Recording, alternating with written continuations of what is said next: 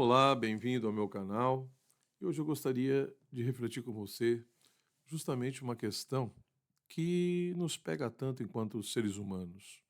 Qual é a diferença entre confissão e presunção? Por que que essa questão ela é tão importante?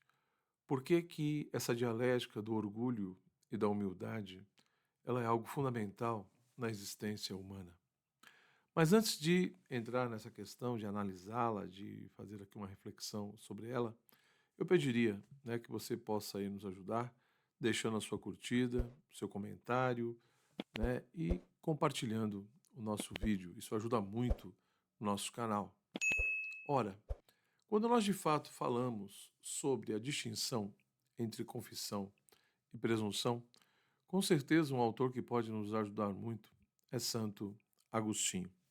No seu livro As Confissões, no livro sétimo, número 26, Santo Agostinho diz assim: creio que tu quiseste que eu deparasse com eles antes de meditar sobre as tuas escrituras, a fim de que ficasse gravado na minha memória de que modo fui afetado por eles, e de que, quanto mais tarde encontrei o apaziguamento nos teus livros, e as minhas feridas foram tocadas pelos teus dedos, que as curaram, discernisse e distinguisse que diferença havia entre presunção e confissão. Fim de citação. Então, no livro sétimo das Confissões, nesse número, item 20, 26, Santo Agostinho está ali, né, antes ele já havia falado do seu encontro com a tradição platônica, e em que aspectos positivos essa tradução tinha lhe ajudado, né, essa tradição, mas também aponta ali determinadas insuficiências que ele vê, né, nessa tradição platônica que ele conheceu. E quando ele fala aqui no texto, né, creio que tu quiseste que eu deparasse com eles, evidentemente que ele está ali estabelecendo todo um diálogo com Deus, como perpassa todas as suas confissões, né? Está ali falando com Deus e meditando. E ele deixa bem claro que, do ponto de vista, evidentemente, da sua fé, daquilo que ele crê, ele compreende que foi não obra do acaso, não foi por acaso, que ele primeiro entendeu os elementos presentes no texto dos platônicos, para depois compreender, como ele diz, né, os teus livros que curaram as minhas feridas. Né? Quando ele fala os teus livros, ele está se referindo aos textos das Sagradas Escrituras, principalmente ali muitos elementos das cartas paulinas, como que o apóstolo Paulo lhe ajudou bastante, né, nesse aspecto. Então, do ponto de vista de Santo Agostinho, foi providencial ele primeiro encontrar e ir compreendendo os textos platônicos e depois entender as Escrituras. Por quê? Porque no entendimento dele, Deus, ao permitir e conduzir as coisas dessa maneira, estava querendo ajudar Agostinho a discernir e a distinguir duas coisas que são fundamentais na vida humana e que ele vivenciou muito, que é o problema da presunção e da confissão. Ou seja, a presunção é justamente você estar e ter um conceito muito elevado de si mesmo. E a partir desse conceito muito elevado de si mesmo, você presume que tem uma coisa que você não tem. Ou seja, você não consegue ver justamente as suas insuficiências e limitações. Então, um presunçoso é uma pessoa que acha que é capaz de uma coisa que ele não é capaz ou que ainda não é capaz. Ele presume, portanto, ele conta com algo ou acha que tem algo que é portador de toda uma capacidade que na realidade ele não é. Por isso que a presunção, ela evidentemente caminha junto com o orgulho, com a soberba. E Santo Agostinho, como um grande padre da igreja, ele vai chamar a atenção, né, para esse ponto. Por quê? Porque a ideia de que no fundo, o pecado original, o pecado de Adão, foi profundamente movido por esse orgulho, por essa soberba, por um cálculo equivocado, né, por uma visão equivocada de si mesmo, principalmente da própria excelência. Achar que é ou achar que é capaz de ser e de fazer determinada coisa. E na realidade não é. Esse exagero, né, ao calcular, ao vislumbrar as próprias capacidades e excelências. Então, o movimento do pecado foi um movimento de soberba, né, vinculado a toda a questão da presunção, o ser humano achando que é capaz, evidentemente, de ser feliz sem Deus, que é capaz de resolver todos os seus problemas sozinho, que é capaz de atingir todo tipo de verdade, de bondade por si mesmo, sem nenhum tipo de auxílio divino ou relação com a realidade divina. E o próprio Agostinho, ele vivenciou isso, né, na sua existência.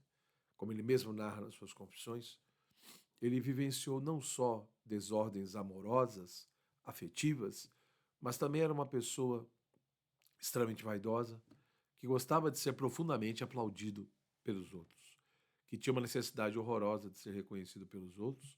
E é óbvio que, junto com tudo isso, vinha um conceito muito elevado de si mesmo e, portanto, uma pessoa extremamente presunçosa, né?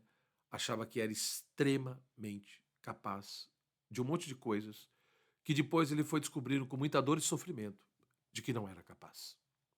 Por isso ele diz: Deus primeiro me ajudou a entender os textos platônicos, para depois entender os textos da Escritura, para ver que uma coisa é presunção, outra coisa é confissão. Por quê? Porque os platônicos eram presunçosos. Pelo fato deles descobrirem, pelo fato deles apontarem, mostrando, né, e apontarem para essa compreensão de que a realidade não se reduz àquilo que é corpóreo, daquilo que é sensível, mas sim uma realidade transcendente. E, portanto, a pátria da felicidade, a pátria da bem-aventurança que o ser humano tanto almeja, não está simplesmente ligada ao tempo, ao aqui, ao agora, e aos prazeres dessa vida, ou aquilo que é sensível, mas sim uma realidade transcendente, uma realidade eterna. E o platonismo, de uma certa forma, vislumbrou isso e apontou para isso. Porém, eram presunçosos não porque descobriram essa verdade, não porque apontavam para essa realidade transcendente como o grande fim último e esse lugar, né, onde o ser humano encontraria a felicidade tão almejada. Mas foram presunçosos porque não reconheceram o verdadeiro caminho. Não reconheceram a sua pequenez, a sua miséria e, portanto, a necessidade que tinham de ajuda, né? Achavam que eram capazes de uma coisa que não eram capazes. Ou seja, viram a verdade, né, no sentido de, olha, para onde estamos indo? Para onde está, de fato, a nossa felicidade? Mas ignoravam profundamente o caminho. Ou seja, eles não descobriram a importância do caminho da humildade. Não tiveram a devida humildade para reconhecer as próprias limitações, as próprias misérias, as próprias dificuldades, mas, ao contrário, achavam que apenas com a razão, com toda a capacidade racional do ser humano, com o movimento dialético, né, e com todas as outras capacidades que o ser humano tem, seria capaz de percorrer esse caminho, achando que o movimento racional, o movimento dialético, seria suficiente para que o ser humano atingisse esse fim, essa pátria da bem-aventurança, essa realidade transcendente, eterna e imutável. E Agostinho vem e diz: não, existe a importância da confissão. E a confissão é justamente o quê? É você reconhecer as suas limitações. É você reconhecer a sua pequenez. É você reconhecer a sua miserabilidade. E, ao mesmo tempo, reconhecer a grandeza de Deus, o poder de Deus, né? E esse poder e essa grandeza não só no sentido da capacidade de fazer tudo realmente que não contradiz a sua natureza, mas também a grandeza de Deus na sua bondade, no seu amor, na sua misericórdia. Portanto, Agostinho diz: aprender a confissão significa você entender que o presunçoso não vê a própria miséria, que o presunçoso não reconhece a sua pequenez, que o presunçoso acha que é capaz de uma coisa que ele não é capaz, enquanto que na confissão você reconhece a grandeza de Deus e a sua pequenez. Você reconhece a necessidade de ajuda que você tem. E, portanto, é por isso que na própria confissão, no ato de confessar, você confessa a grandeza de Deus e a sua pequenez, e isso já pressupõe a presença e o exercício, pelo menos até inicialmente, da virtude da humildade, né? Onde realmente eu reconheço isso. Ou seja, Dizer que aqui está presente a virtude da humildade, reconhecer a grandeza de Deus e a nossa pequenez e a necessidade que temos dele, a necessidade que temos do auxílio divino, significa reconhecer a verdade. Ou seja, no ato confessional, é o momento realmente em que nós somos obrigados a nos deparar e a se colocar perante a verdade. A verdade não só do ser, a verdade não só da vida, né? Mas a verdade sobre Deus e a verdade sobre nós. É preciso nos colocarmos perante a verdade de quem realmente é Deus e quem realmente somos nós. Ele como Criador, como realidade absoluta, como fonte de todo o ser, como fim último, como sentido da nossa vida. E ao mesmo tempo nós, como criaturas que somos amadas por Deus, mas ao mesmo tempo somos pequenas, pecadoras, mortais, miseráveis. Se colocar perante essa verdade e reconhecer essa verdade. A verdade também da nossa história. Agostinho também quer chamar a atenção para isso. Porque muitas vezes na nossa história, se por um lado tem a misericórdia de Deus, e é dele ele que nos ama por primeiro, é ele que toma a iniciativa de nos salvar, então reconhecer essa verdade, mas também reconhecer a verdade sobre o nosso pecado, os nossos erros, as nossas ofensas contra Deus, as nossas desordens, como que muitas vezes os nossos pecados prejudicaram tantas pessoas. E esse confessar-se colocando perante a verdade nesse sentido amplo é duro, é difícil. Pressupõe, evidentemente, toda uma ação da graça, um auxílio divino, né? E a prática dessa virtude da humildade, se quisermos realmente superar todo esse orgulho e essa soberba. Isso é um ponto fundamental para pensarmos, meus amigos, para refletirmos. Não tem como nós crescermos e amadurecermos como pessoas, como cristãos, como católicos, se nós não tivermos uma clareza e, ao mesmo tempo, um reconhecimento do que realmente é a verdade sobre nós, sobre a vida, sobre as coisas, sobre Deus. Não só ver e conhecer essa verdade, mas reconhecê-la, assumi-la e se submeter a ela. Porque ser humilde, no fundo, é você amar a verdade, é você aceitar a verdade.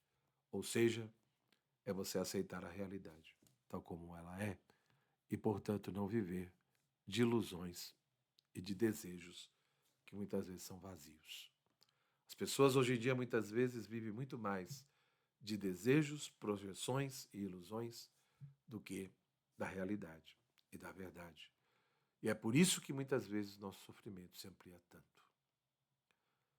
Eu espero que, de fato, esse texto agostiniano, esse modo de refletir de Santo Agostinho, nos ajude realmente a pensar sobre o tipo de pessoa e de vida que nós estamos levando.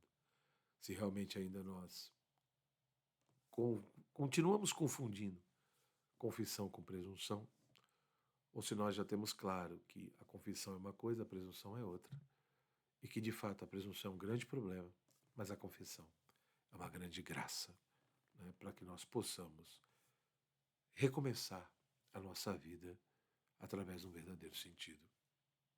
Um forte abraço, que Deus te abençoe e que você possa, repito, compartilhar esse vídeo, deixe a sua curtida, o seu comentário e principalmente aí na descrição do vídeo está o link, né, se você quiser, venha ser o meu aluno. Eu criei a plataforma Studium, que é um centro de estudos filosóficos e teológicos. Já tem lá vários cursos sobre Santo Agostinho, então se você quiser se aprofundar, venha lá para o estúdio, clique aí no link, venha ser meu aluno, né? E você vai ter vários benefícios, tem um grupo de WhatsApp específico só dos alunos, para eu poder tirar todas as suas dúvidas e outros materiais que nós estamos preparando, tá certo? Um forte abraço, tudo de bom e até a nossa próxima conversa e reflexão. Tchau, tchau.